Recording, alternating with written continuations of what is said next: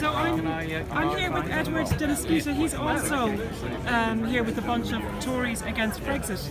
But you told me you've stopped reading the Telegraph. Why is that? Well, I'm not going to say I stopped reading the Telegraph, but very often I find it difficult to get through an article.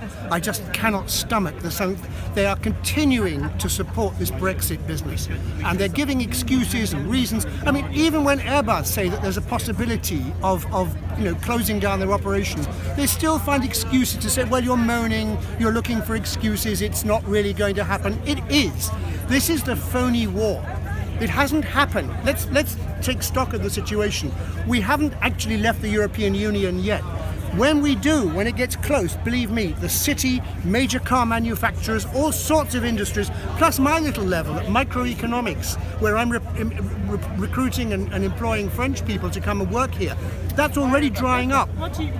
I've been in the catering business. I used to have 4 restaurants, but now I've just got 1 operation. But even now, recruitment is becoming extremely difficult. A lot of people from Europe are considering whether or not to come here. They're uncertain about their future. What do you say to people who say, look, Brexit is going to happen, it's going to be painful, it's going to be difficult, but the country is resilient, it's going to be okay. It's not going to be 5-10 okay. years' time, it's going to be It's not going to be okay.